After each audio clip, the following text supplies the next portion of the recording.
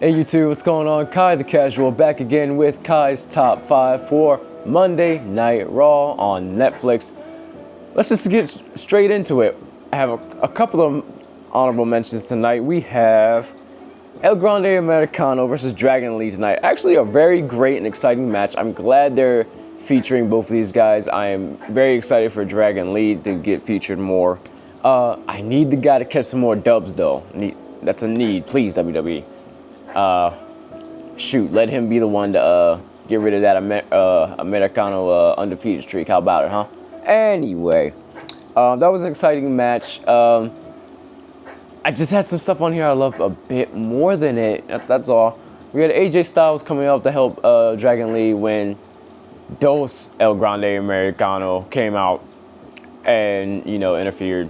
But he hides, and then AJ runs into Trace El Grande Americano. So yeah, this dude is still cheating. He's got the metal plate in the mask. He's got two other minions helping him out. So yeah, I just can't wait for all these guys to be unmasked, even though in IRL we know who all these guys are. But anyway, next I have to give some love to John Cena. This could have been on the main list, but there was so much good wrestling tonight. I gotta put some other stuff on the main list. So just want to give him some love, you know, just doing what he does on the mic, you know, getting us ready for WrestlePalooza this weekend and explaining to us what the, you know, last real champion means, you know, to him, you know, now that, you know, it's not a heel thing anymore. It's, you know, it's a babyface thing. And he's just essentially, you know, going over the devotion and, you know, never giving up. Always inspirational. But anyway, I've spent enough time talking about honorable mentions. Let's get into the main list. And in my slot number 5, we have Roxanne Perez versus Lyra Valkyria, giving us a great opening match of the night. Really enjoyed the action between these ladies. There is a moment in the match where Raquel Rodriguez gets thrown out from the side ring because she's interfering, of course. Ref actually catches it, and she does the "you're out of here," right? So Raquel's gone.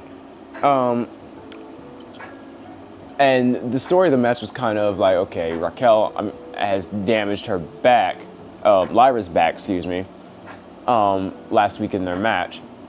And so it's like, okay, you know, this is what our babyface has to overcome here. And she does. She ends up hitting Nightwing. Story's closed. Not quite yet. Raquel comes back out and assaults Lyra. Then Roxanne gets involved and hits Pop Rocks, and yeah, you know, Lyra's in trouble. And out comes Bayley in a AJ Lee shirt, which I kind of love that. Very open support for AJ. As we know, though, we've seen some weird vignettes with Bayley, hearing voices of her former personas. But this seems to be normal Bayley. Until after she fends off the bad guys, she goes around hugging everyone. Just intensely and aggressively and happily, and it's like, oh snap, Hugger Bayley is back. Or is she? Lyra goes backstage later on in the night to knock on Bayley's dressing room. And she hears strange arguing, but it's just Bayley inside when Bayley opens the door. Or when Lyra opens the door, and she kind of just pushes away and says, hey, she wanted to thank her for helping out earlier. And then we get kind of mean Karen Bayley back. You know, the role model, even though the role model was turned into, you know, a babyface thing. And this is role model Bayley now, more aggressive, and like, why are you being so, like, why are you interrupting me? I could have had company in here. And yeah, so that mystery is still ongoing, but it seems like somebody's dealing with some personality issues, so we'll see what happens with that. But anyway, spent too much time on that. Let's get into my number 4 spot, and let's just get this flat out the way. I've always been a Kofi Kingston guy, but Penta is the current sauce right now. Oh my goodness, they had a wonderful competitive match.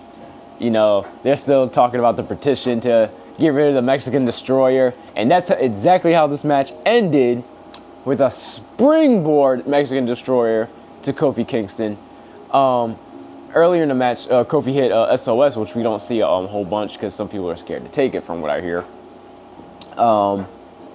And yeah, commentary didn't call it. I'm like, oh, come on, guys, you gotta call that. He barely breaks that out. You gotta call that. So yeah, I enjoyed this match. Gotta love Penta's, you know, smooth operator. You know, I love Penta is awesome. I really hope Rey Fenix gets to join up with Penta and, you know, do their whole tag team thing. But Penta will probably get a solo title before that. And I think I would like that for both of them before that. So yeah, we'll see what happens. Anyway, we also have in my number 3 slot. Here's where we start to build up some stories some more.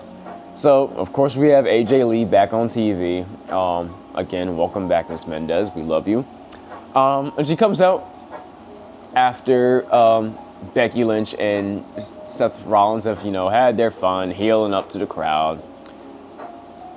Both of their theme songs plays, but only one of their opponent's theme songs hits.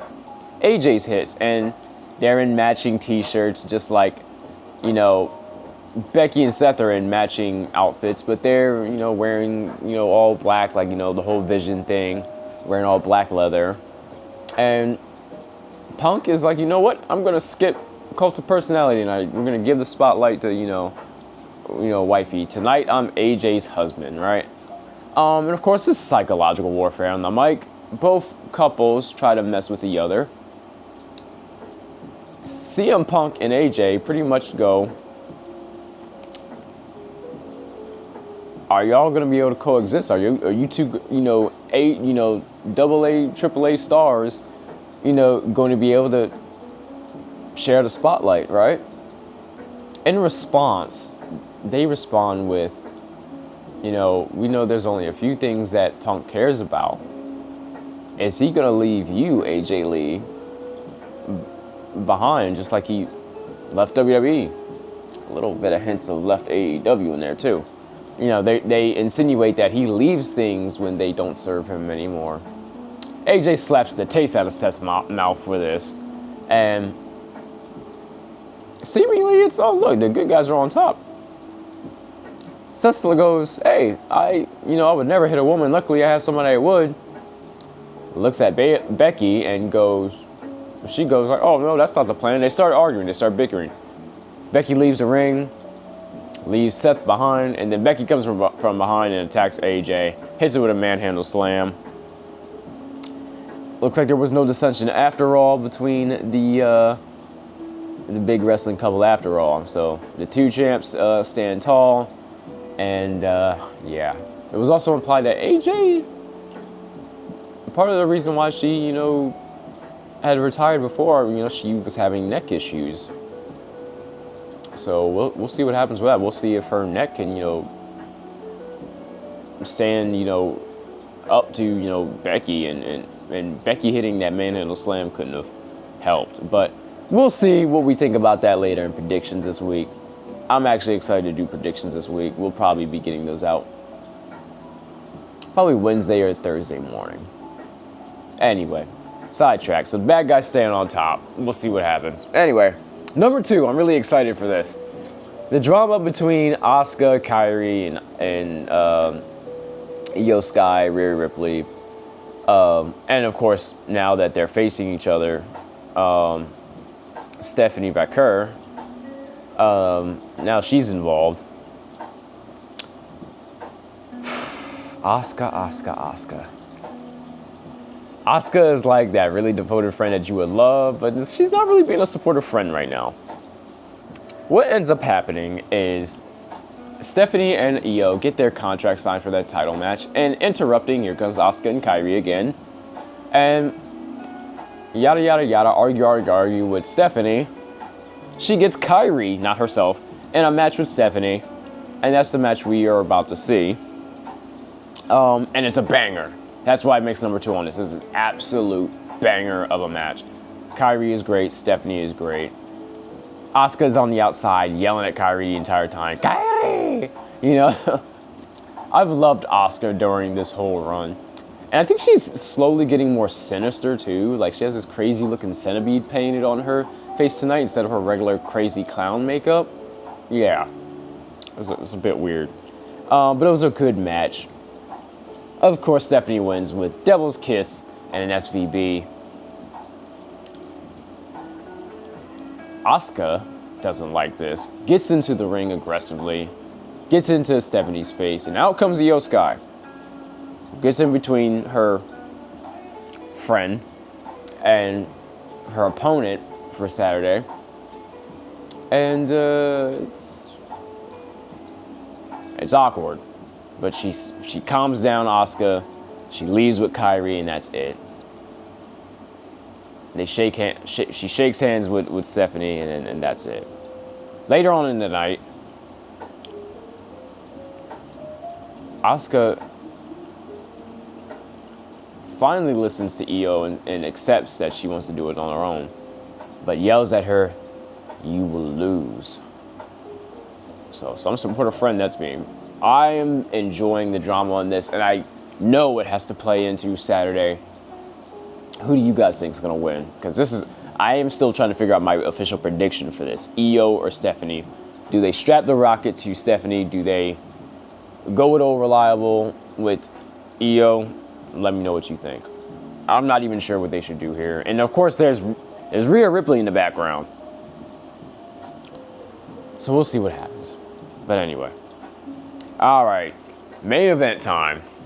So, speaking of familiar drama, we've got to talk about the Usos.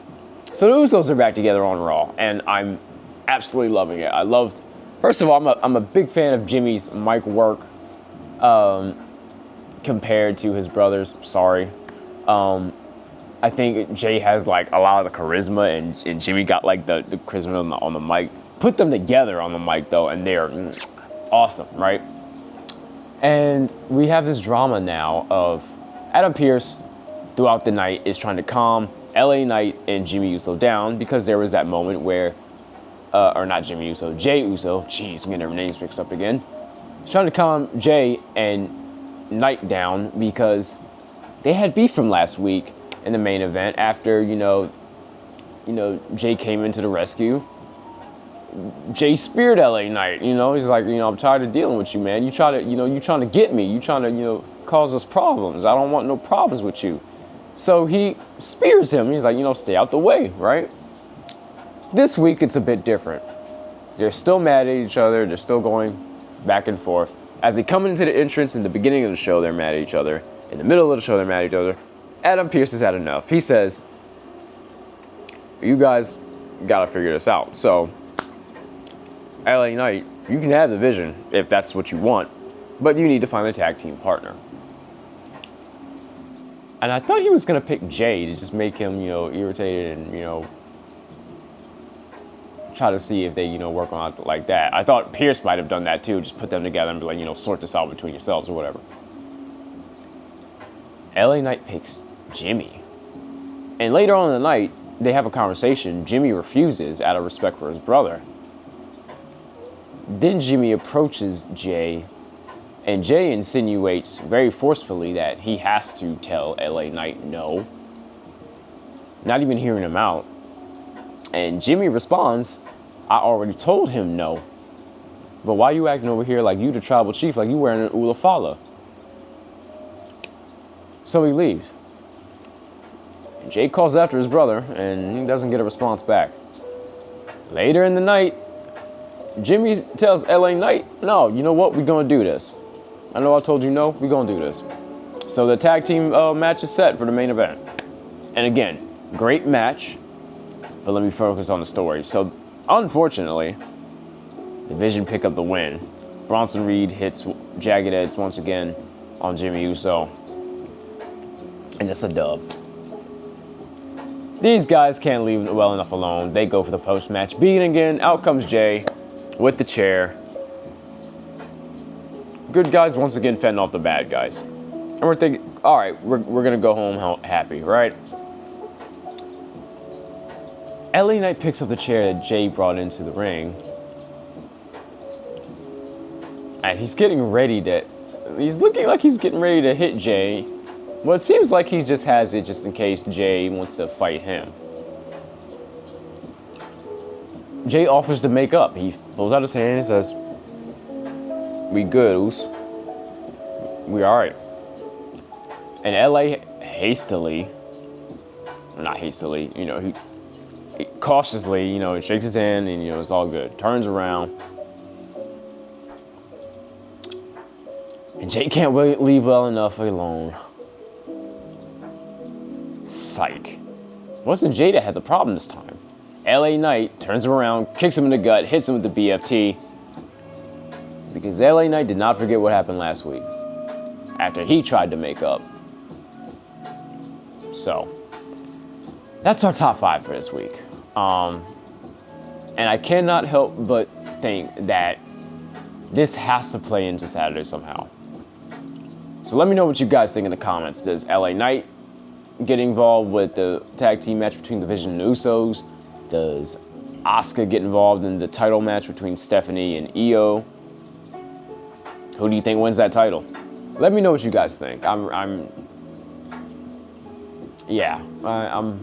still lost in my thoughts with this a little bit. Also, I have a guest star next to me. Hi, Chloe. What's going on, baby? Anyway, you guys know the drill, though. Like, comment, subscribe, ring that bell notification for me, please, so you can keep hearing my lovely voice in your ears and some chill vibes. And of course, we love you. Enjoy pro wrestling. And for the love of pro wrestling in this crazy world, keep it casual.